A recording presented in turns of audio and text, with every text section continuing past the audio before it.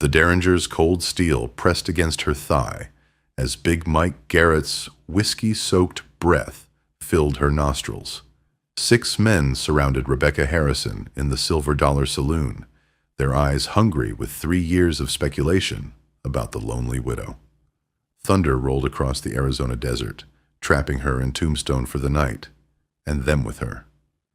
Been wondering what a woman like you does all alone on that big ranch, Mike slurred, his meaty hand reaching for her waist. Reckon it's time someone showed you how a real man treats a lady. Rebecca's fingers found the hidden weapon beneath her emerald silk skirt. In the corner booth, a young cowboy's jaw tightened, his hand moving instinctively toward his Colt.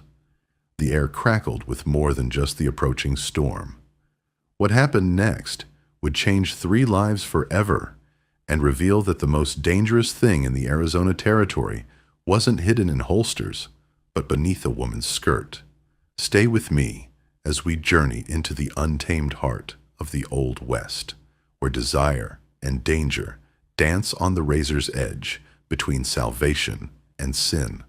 3 years had passed since Thomas Harrison's heart gave out during a cattle drive, leaving Rebecca alone with 2,000 acres of prime grazing land and a town full of men who measured her worth by her loneliness.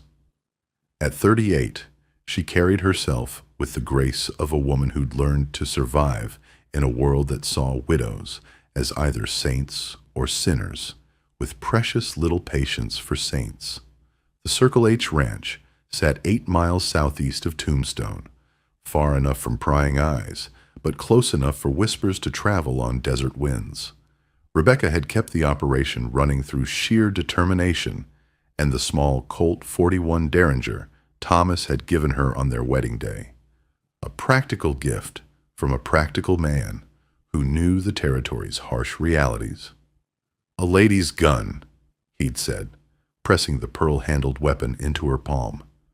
But it'll put a man down just as dead as a .45. Now, as storm clouds gathered over the Dragoon Mountains, Rebecca guided her chestnut mare through Tombstone's muddy streets. She'd come to town for supplies, but the weather had other plans. The Silver Dollar was no place for a respectable woman after dark, but with sheets of rain hammering the desert, respectability was a luxury she couldn't afford. Inside the saloon, tobacco smoke mixed with the scent of cheap whiskey and cheaper women. Rebecca chose a corner table. Her emerald dress, the finest silk from her late husband's prosperity, drawing unwanted attention like honey draws flies. She ordered coffee, black, and tried to ignore the stares burning into her skin. That's when Big Mike Garrett made his move. Mike owned the largest mercantile in town and half the mining claims in the Huachuca Mountains. What he wanted, he usually got, and he'd been wanting Rebecca Harrison for 3 long years. "Well, well," his voice boomed across the suddenly quiet saloon. "Look what the—" Storm blew in. Rebecca's spine stiffened. She'd dealt with Mike's advances before, always in daylight, always with witnesses who might intervene. But here, surrounded by his drinking companions, the rules had changed. "Evening, Mr. Garrett," she replied coolly, her fingers finding the familiar weight of the Derringer through her skirt. "I'm just waiting out the storm." "Course you are." Mike's boots thudded against the wooden floor as he approached, his 5 companions forming a loose circle around her table. "Been thinking about you out there all alone. Must get mighty lonely on winter nights." The other patrons seemed to melt into the shadows, unwilling to cross Big Mike or defend a woman who'd shown too much independence for their comfort. All except one. In the far corner, nursing a whiskey and keeping his own counsel, sat a young cowboy Rebecca had never seen before. Lean as a whip, with sun-weathered skin and eyes the color of winter sky, he watched the scene unfold with the coiled stillness of a man accustomed to violence. "I managed just fine," Rebecca said, rising to leave. But Mike's hand shot out, gripping her wrist with fingers that smelled of tobacco and greed. "Now don't be rude, darlin'. We're just being neighborly." That's when Rebecca Harrison showed Tombstone exactly what kind of woman she truly was. The Derringer appeared in her hand like a magic trick, its twin barrels centering on Mike's chest before he could blink. The distinctive metallic click of the hammer being cocked seemed to echo off the saloon's walls, louder than the thunder outside. "Back off!" Her voice carried the ice-cold authority of a woman who'd faced down rustlers, rattlesnakes, and the unforgiving Arizona sun. "Or I'll put a hole in you, smaller than your brain." The silence stretched like a bowstring. Mike's face cycled through surprise, anger, and finally, grudging respect. His companions shifted nervously, unwilling to test whether the pretty widow had the nerve to pull the trigger. She did. They could see it in her eyes. "This ain't over," Mike snarled, but he stepped back, his hands raised in mock surrender. "You can't hide behind that little pop gun forever." "I won't have to," Rebecca replied, the Derringer never wavering. "It only takes one shot." The crowd parted as she walked toward the door, her silk skirts whispering against her legs, the storm outside suddenly seeming less dangerous than the storm she'd left behind. But the young cowboy in the corner had seen something else, the slight trembling in her hands as she'd holstered the weapon, the flash of vulnerability beneath her steel composure. Rebecca Harrison might be the toughest woman in Arizona territory, but she was still just one person against a world that wanted to break her. And Daniel Carter had always been a man who protected things worth protecting. Dawn found Dan Carter, saddling his roan gelding outside the livery stable, his few possessions rolled tight in a bedroll behind his saddle. At 29, he'd learned to travel light, a lesson carved deep during 5 years with the 6th Cavalry at Fort Huachuca, chasing Apache raiders through desert canyons that could hide an army or swallow a man whole. The Army had taught him to shoot straight, ride hard, and never leave a good person defenseless. Civilian life hadn't changed those instincts. The road to Circle H Ranch stretched ahead like a dusty promise. Dan had made his decision somewhere between his third whiskey and the sound of Rebecca Harrison's voice, steady as granite, even with 6 men closing in around her. That kind of courage deserved respect and protection. The ranch house sat in a valley protected by red rock formations, with clear water running from mountain springs, and grass that stayed green even in drought years. Dan could see why men might kill for land like this, and why they might covet the woman who controlled it. Rebecca emerged from the house as he approached, her morning dress practical cotton instead of last night's silk, but still outlining curves that made his mouth go dry. She carried herself differently here, less guarded, more at ease among her horses and cattle than she'd been surrounded by Tombstone's predators. "You're trespassing," she called out, but her voice held curiosity rather than anger. Dan touched his hat brim, a gesture drummed into him by a Kentucky mother who died when he was 16. "Ma'am, name's Daniel Carter. I'm looking for work." Funny coincidence. Rebecca studied him with eyes the color of sage honey, taking in his worn but clean clothing, the careful way he held himself in the saddle, the honest calluses on his hands. "Most men who see me in town suddenly decide they need employment the next morning."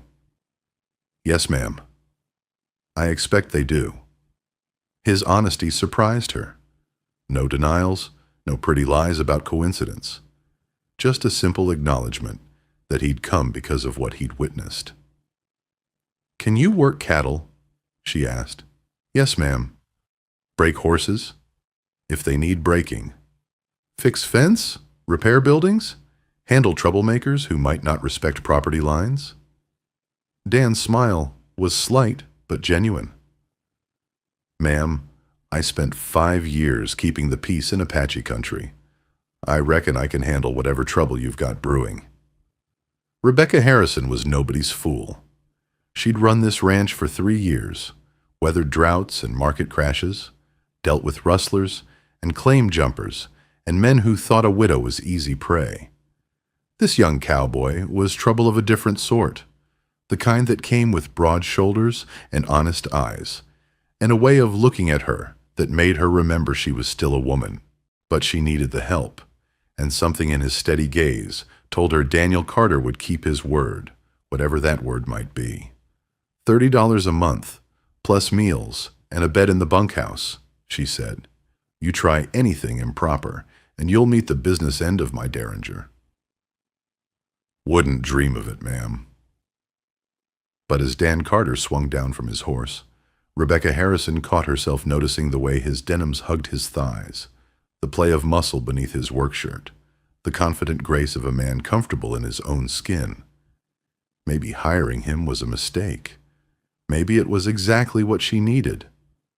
The first month passed like a slow burn across dry grass, inevitable, dangerous, and impossible to stop once it started. Dan proved himself with sunrise to sunset labor, gentling horses with patience instead of force, mending fence line that previous hands had left to fall apart. He spoke little, but worked steadily, treating Rebecca with the same respectful distance he'd show a general's wife, which only made her more aware of the heat in his glances when he thought she wasn't looking. Evening became the dangerous time. Rebecca would bring coffee to the bunkhouse porch where Dan sat cleaning his gear, and conversation would flow as naturally as water finding its level. He told her about Kentucky hills, green as velvet, about cavalry charges, and Apache warriors who fought like shadows made of smoke and steel.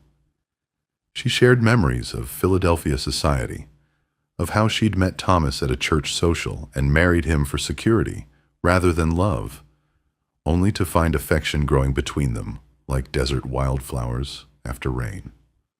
I never knew what it felt like to choose someone for myself, she admitted one evening, her coffee growing cold as she watched Dan's hands work leather with infinite care.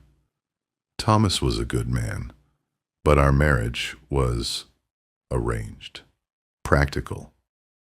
Practical's important, Dan replied, his voice carrying the weight of a man who'd learned hard lessons. But it ain't everything. Their eyes met across the porch's lamplight, and Rebecca felt something stir that had nothing to do with practical considerations. Dan Carter looked at her not as Thomas had, with fond ownership, or as Big Mike did, with hungry possession. He looked at her as if she were a mystery worth solving, a woman worth knowing beyond her ranch and her reputation. The attraction built like pressure behind a dam. Rebecca found herself lingering when she brought his meals, noticed how his shirt pulled tight across his chest when he worked, felt her breath catch when their hands brushed passing a water bucket. Dan began finding excuses to check the house's security, his presence filling rooms that had felt empty too long. But Daniel Carter was a man of honor, and Rebecca Harrison was his employer's widow. Lines existed for good reasons, even when crossing them might feel like salvation. Then Big Mike Garrett decided those lines didn't matter. The first sign of trouble came when Dan found fresh hoofprints near the north pasture, too close to the house for casual travelers. The second was a broken gate latch that looked deliberate rather than accidental. The third was Rebecca's sudden nervousness whenever she had to ride to town alone. "Something's got you spooked," Dan observed one evening, watching her pace the porch instead of settling into their usual comfortable conversation. "Mike Garrett's been persistent," she admitted, "sending men to make offers on the ranch. Generous offers. The kind that aren't really offers." "Exactly." Rebecca's hand moved unconsciously to her skirt, where the derringer rested against her thigh. "He seems to think I'll be more reasonable once I realize how vulnerable I am out here." Dan's expression went winter cold. "He's wrong about that." But even as he spoke, both of them knew that courage and determination could only go so far against superior numbers and ruthless intent. Mike Garrett had money, influence, and the tacit support of a town that saw independent women as unnatural disruptions to the proper order. The storm that had been building for 3 years was finally ready to break. It came on a Tuesday morning when Dan rode to Tombstone for veterinary supplies, leaving Rebecca alone with chores that couldn't wait. She was doctoring a lame horse in the barn when she heard the thunder of approaching hooves. Too many horses, moving too fast to be friendly visitors. Big Mike Garrett led 5 riders into her yard, their faces hard with the kind of purpose that didn't involve negotiation. Rebecca's hand found the derringer automatically, but 6 against 1 were impossible odds, even for a woman who'd learned to shoot from a man who'd survived the frontier long enough to die in his own bed. "Afternoon, Rebecca," Mike called out, dismounting with the confidence of a man who held all the cards. "Fine day for a conversation about your future." "I'm not interested in conversation," Rebecca replied, backing toward the house, but knowing she'd never reach it in time. "Course you're not. That's why we're past the talking stage." Mike's companions spread out in a loose semicircle, blocking her escape routes with the casual expertise of men who'd done this before. Their intent was written in their faces, not just theft, but punishment for a woman who dared to refuse their boss's generous attentions. "Thomas left you well fixed," Mike continued conversationally. "Good land, fine house, pretty woman to go with it. But you can't run a spread like this alone forever. Time you accepted reality." Rebecca's thumb found the derringer's hammer. 2 shots, carefully placed, might be enough to make them reconsider, or might just make them angry.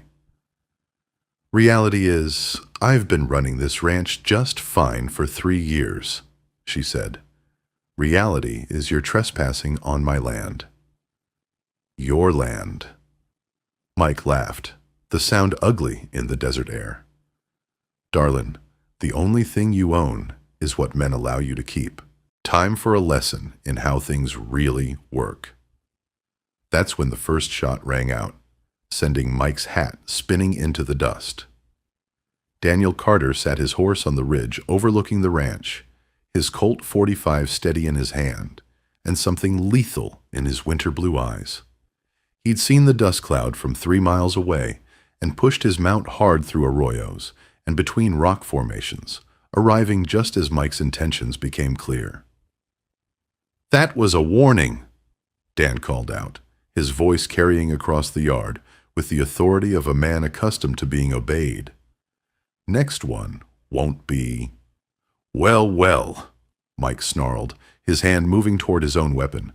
"The hired help's got opinions." "Got more than opinions," Dan replied, spurring his horse down the slope at a controlled slide that spoke of cavalry training and battlefield experience. "Got a duty to protect this ranch and everyone on it." The odds had improved, but were still deadly. 6 armed men against 1 cowboy, and a woman with a 2-shot derringer. Mike's companions spread wider, their own hands finding weapons, the mathematics of violence playing out in their positioning and posture. But Daniel Carter hadn't survived 5 years fighting Apache warriors by backing down from bad odds. The fight exploded across the ranch yard like a desert thunderstorm. Sudden, violent, and impossible to predict. Dan's second shot took one of Mike's men in the shoulder, spinning him from his saddle.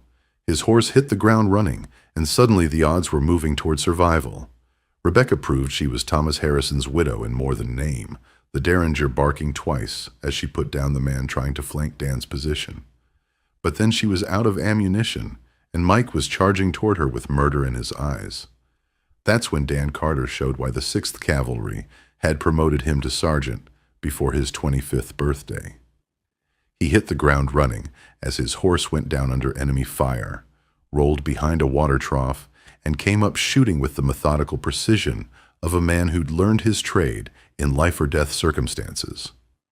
1 shot, 2, 3. each finding its mark with the kind of accuracy that came from years of practice and the absolute knowledge that missing meant dying. Mike Garrett found himself suddenly alone, his companions dead or wounded, facing a man who looked at him with the cold eyes of a natural killer. The merchant's bluster evaporated like spit on a hot stone. "This ain't over," he snarled, but the words lacked conviction. "Yes," Dan replied, his colt never wavering. "It is." Mike mounted his horse with hands that shook only slightly, his eyes promising future reckoning even as he retreated. But as he rode away, Rebecca and Dan both knew something fundamental had changed. Lines had been crossed, blood had been spilled, and there was no going back to the careful distance they'd maintained.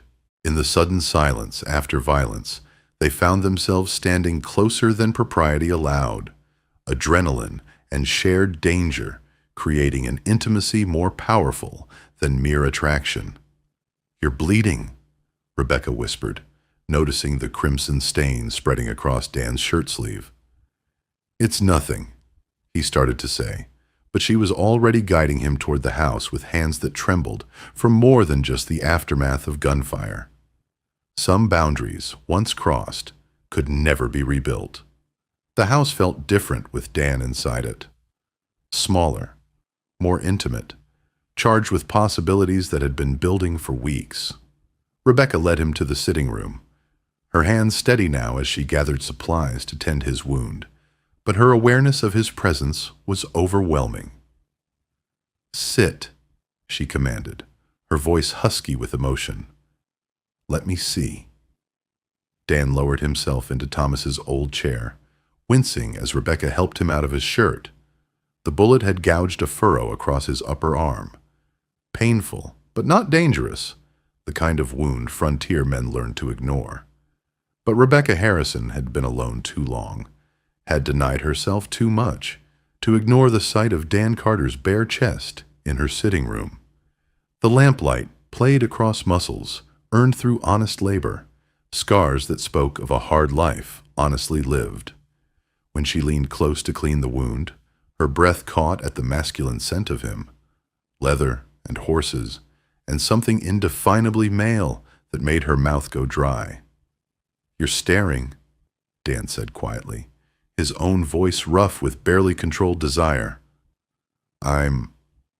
Rebecca started, then stopped. She was 38 years old, a widow who'd learned to survive in a world that showed no mercy to weakness. Why should she lie about wanting this man who'd risked his life for her? "I'm appreciating," she finished, her fingers gentle against his wounded arm. "It's been a long time since I've had reason to appreciate anything about a man." Dan's intake of breath was sharp, audible. "Mrs. Harrison—" "Rebecca," she corrected, looking up to meet his eyes. "I think, after today, we're past formalities." The distance between them seemed to shrink without either moving. Rebecca's hand rested on Dan's chest, feeling the strong, steady beat of his heart. His fingers brushed her cheek, tracing the line of her jaw with infinite gentleness. "Is your mind always on what's under my skirt, Mr. Carter?" she whispered, the words carrying a double meaning that made Dan's pupils dilate with understanding. The Derringer, the weapon that had saved both their lives, but also the woman, the curves and warmth, and 3 years of loneliness that she'd kept hidden beneath propriety and necessity. "Well, ma'am," Dan's voice was barely above a whisper, his thumb tracing her lower lip. "I reckon it's both the danger and the beauty that's got my attention." When he kissed her, Rebecca felt something inside her break open like a dam, giving way to floodwaters. This wasn't Thomas's careful affection or Big Mike's brutal possession.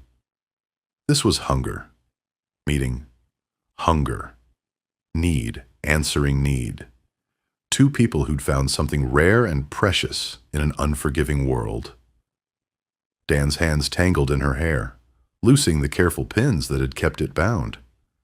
Rebecca arched against him, glorying in the feel of his body responding to hers, in the low groan of pleasure he couldn't suppress when her lips found the pulse point at the base of his throat.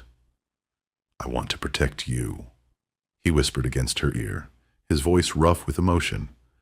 "Not because you can't protect yourself, but because you shouldn't have to." It was the most beautiful thing anyone had ever said to her. They made love there in the sitting room, on the rug before the fireplace, with the desert wind singing through the eaves and the memory of shared danger still electric in their blood. Rebecca discovered that Daniel Carter touched her with the same patient skill he brought to gentling horses, carefully, thoroughly, until she was crying out his name and clutching his shoulders as waves of pleasure crashed over her. And Dan learned that Rebecca Harrison had fire beneath her composed exterior, passion that had been banked but never extinguished, a capacity for joy that 3 years of widowhood hadn't diminished. When they lay entwined afterward, her head on his chest, his fingers combing through her loosened hair, Rebecca felt something she hadn't experienced since girlhood, the absolute certainty that she was exactly where she belonged. But the world beyond her ranch wasn't going to forgive this transgression easily. Dawn brought reality with the harsh light of Arizona sunrise. Rebecca woke in Dan's arms, his body warm against hers, and felt the weight of decision settling around her, like a mantle. Tombstone wouldn't accept this. A widow taking up with her hired hand violated every rule of proper society, confirming every whisper about her moral character. Big Mike would use it as ammunition, painting her as a woman whose judgment couldn't be trusted, whose independence was really just licentiousness in disguise. But as Dan stirred beside her, his eyes opening to focus on her face with an expression of wonder and contentment, Rebecca realized she no longer cared what Tombstone thought. "Morning," he murmured, his voice rough with sleep and satisfaction. "Morning," she replied, then voiced the fear that had been growing since midnight. "They'll call me a whore for taking up with my hired hand." Dan's expression hardened, but not with shame or regret, with determination. "Then maybe it's time we found ourselves a new town," he said. "I hear California's got good ranch land, places where a man and woman can start fresh, be judged by what they do instead of what folks think they know about them." The idea hit Rebecca like lightning, sudden, illuminating, and completely obvious. She had money from Thomas's investments, enough to buy good land anywhere in the West. Dan had skills that would transfer to any frontier. Together they could build something new, something theirs. "You'd do that?" she asked. "Leave everything behind to go west with a woman 10 years older than you?" "Rebecca," Dan said, his hands framing her face with infinite tenderness, "I've been drifting my whole life, looking for a reason to stay put. Found it right here in this room." 6 months later, they stood on a hillside overlooking San Francisco Bay, watching ships navigate the choppy waters while seabirds wheeled overhead. The Circle C Ranch, their ranch, stretched out behind them, 2,000 acres of California green that would support cattle and horses, and the dreams of two people who'd found each other in the harsh beauty of Arizona territory. Rebecca still carried her Derringer, but now it was protection for both of them, insurance against a world that could still be dangerous for those who refused to conform. She'd kept Thomas's wedding gift, but it served a new purpose, guardian of a different kind of love, a different kind of future. "No more hiding what's under that skirt, Mrs. Carter," Dan said, his arm around her waist as they watched the sun set over the Pacific. "Nothing to hide from you, husband," Rebecca replied, leaning into his strength and feeling the absolute rightness of it. Behind them, their ranch hands were calling cattle home for the evening, the sound of their voices mixing with the ocean breeze and the cry of gulls. Ahead lay whatever challenges California might bring. Drought or flood, market crashes, or claim jumpers, the thousand difficulties that came with building a life on the frontier. Tonight, they had each other, and the certainty that some risks were worth taking, no matter how dangerous they seemed. In the end, that was enough. More than enough. It was everything. If this story of love, danger, and second chances stirred something in your heart, let me know in the comments below. Where are you listening from tonight? And don't forget to like this video and subscribe for more tales from the frontier, where passion and peril dance together under the endless western sky. Until next time, keep riding toward your own horizon.